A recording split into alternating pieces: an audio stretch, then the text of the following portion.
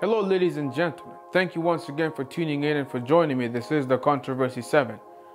Now, humanity never ceases to amuse me. The human race always, there's no limitations as to how far humanity is willing to go before they realize that they have opened Pandora's box. Humanity never seems to learn. Now, I don't even know what's the best way to even put this, how to even bring this up to you guys. But I'm sure some of you, those of you who are awake, who actually do research, who actually take the time to go and search for things, maybe you already heard this. But this is something that I know many people for a fact never heard of this. Or if they did, they simply dismissed it. But here's what you need to know. Human genetics is being now intermingled with animal genes. More specific, human genes are being intermingled with pigs. Now I'm going to narrow things down to simplify things for you. What is being done right now, what scientists are now working on, is they are trying to create a human-pig hybrid. Once again, if you missed it, scientists are working extra hard by day and by night. They're working restless because they are trying to create a human-pig hybrid. But what nature could have created, we can create in a single generation. This shows the enormous industrial engine of biology. And just as we can modify mice to run much further, we could modify humans to run much further. Scientists have found a way to grow human organs in animals. Yes, you heard that right. Human cells have successfully grown inside a pig embryo. For the first time, scientists are seeing how our cells grow and interact inside an animal. This pig, the first known chimera. We now have the opportunity to redesign evolution, to create what might be called rational evolution. Now let's observe this foolishness, absolute foolishness. This is absolute stupidity of the human race. Headline reads, human-pig hybrid created in lab to help grow donor organs.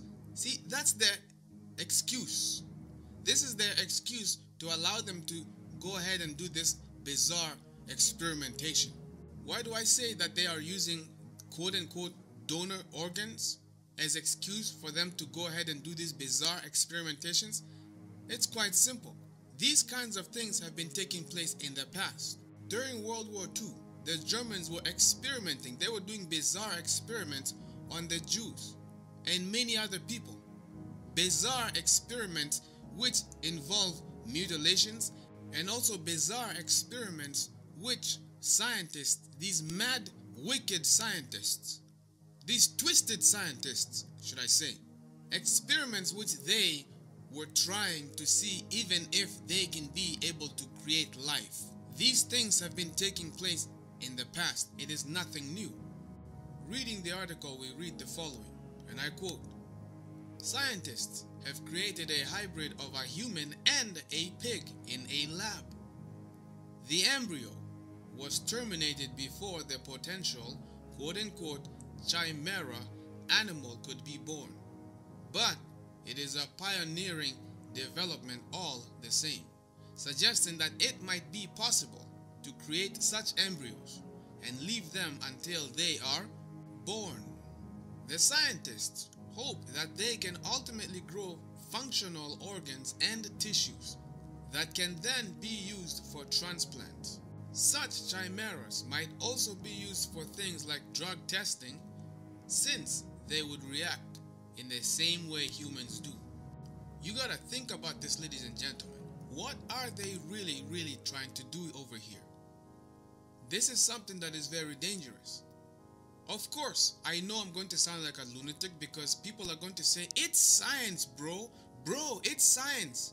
Bro, have you ever scienced? Do you even science, bro? And all that mumbo jumbo.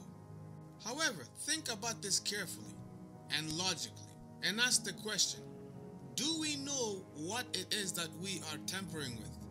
Because when you open Pandora's box, you don't know what's going to come out, and you're not going to know how to control it, and you don't know what else is going to be on the other side. You're tampering with forces that you are forbidden to tamper with. These people are opening a gateway to more problems that they cannot be able to control, they cannot be able to contain. The game of life and death is not in the hands of men. Only God, the author of life, is the only one who has control over these, not mankind. And may I add, I did a report where I spoke about the lab-grown meat. Now, it's coming to a restaurant near you. Lab-grown meats are going to be in the restaurants. And there's a good chance that you may not even be able to tell the difference between a lab-grown meat versus a real meat. And obviously, before they even hit restaurants, they're going to hit your grocery stores. And of course, initially they are going to be labeled. But just as the genetically modified organisms which are not being labeled, the GMOs which are not being labeled, that's also going to happen with these lab-grown meat. It's only a matter of when. That's why you need to be extra cautious about what you buy, what you think you are eating, what you're feeding yourself. And keep this in the back of your head. These companies, they work with pharmaceutical companies. And these pharmaceutical companies, in order for them to make money out of you, out of your pocket, you must be sick. They do not make medications that will get rid of the root cause of your illness or of whatever is disturbing your body. Rather, they make medications that only control the symptoms thereof. You are no good dead to them. They need you just to be sick enough so that you are going to start taking medication after medication after medication. And here's the thing. Many people have been conditioned in such a way that the minute they have a body alarm, for example, a headache, instead of just going to simply drink water and sleeping, they are triggered just like that. First thing that comes in their mind, go take a medication instead of sleeping. To make a long story short, this is what ends up happening. And unfortunately, I was able to witness friends, I know people personally who have fallen for this, because now they are stuck on many different medications for the rest of their lives. Yes, you heard me right, for the rest of their lives. Because when they are taking a certain medication for a certain problem which they have, they must take other medications with it as well, because that medication comes with other symptoms. And guess what? Those other symptoms need medication for them as well. And those medications also come with other symptoms. And in order to prevent those symptoms, you must take other pills. And those pills are going to also result in increased body weight, or they're going to do something unusual to your body. And before you know it, you are stuck in an endless cycle of taking pills in order for your body to function normally. Yet, the root cause has not been removed. These pharmaceutical companies, they need you just to be sick enough to keep feeding money into their pocket for the rest of your life. It's a business. It's a drug business that simply has been legalized. That's all it is.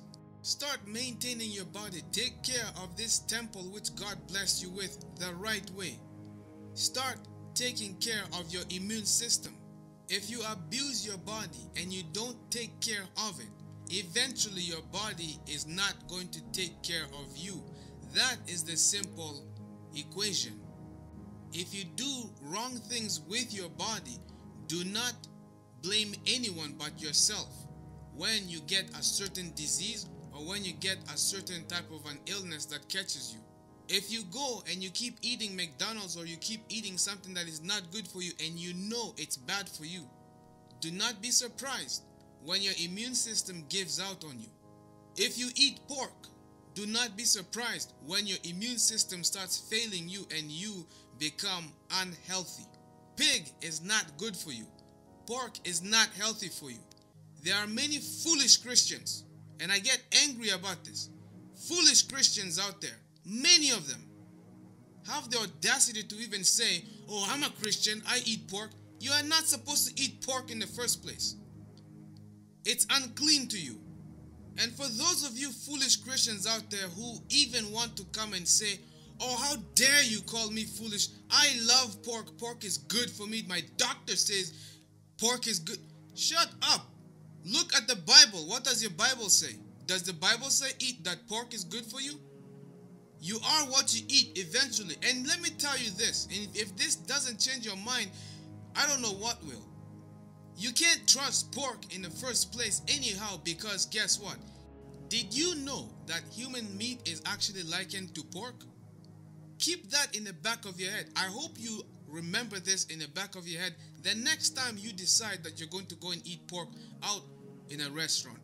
It's unhealthy for you. It's unclean to you. These are unclean creatures. Why do you think Jesus Christ cast the demons, the legions of unclean spirits into the swine? Think about the parallels. Unclean spirits, unclean creatures. Think. This sounds like something that comes from a horror movie or something that you only have in your nightmares, correct? Yes. However, this is something that is now actually being introduced. It's something that they are trying to create life. They're trying to modify the human embryo with animal embryo. They're turning you into a livestock. Human beings are simply being turned into livestock. Many Christians, and it's like many Christians are pretty much no different than the world, than the rest of the world. Primarily, if you are a Christian, your lifestyle should be different. And that also means that the way you eat, the way you drink, the way you take care of yourself, how you manage your body, all of this sets you apart from how the world standards are.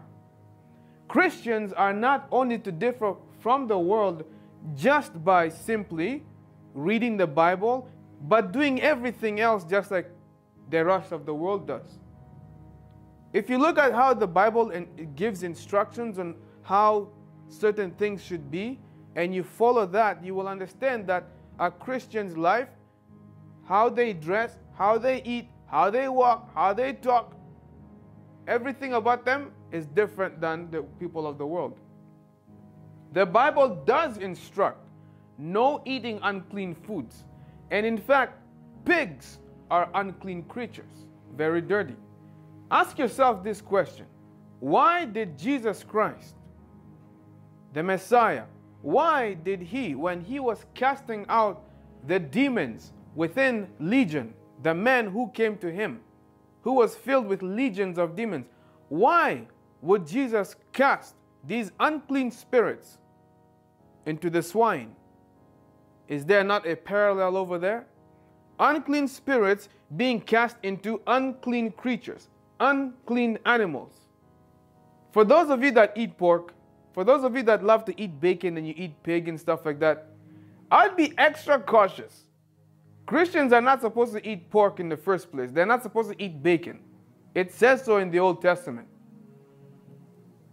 And for those of you who want to justify, find all these excuses as far as like why you should continue eating pork, you are free to do so. You can go ahead and do whatever you want. You want to eat as much pork as you go ahead.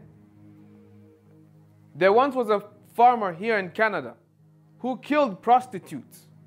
And you know what he would do? After he killed them, he would take their flesh and he would grind it and he would mix it, intermingle it with pork meat, and he would give it away to his neighbors and friends for free. And guess what? They would eat that pork which they think is pork, and guess what? They didn't find any difference with it. You need to be careful. For those of you out there who think that you are eating pork and stuff, because there's a good chance that's not what you eat. That's all I'm going to say. You know? Welcome to the 21st century.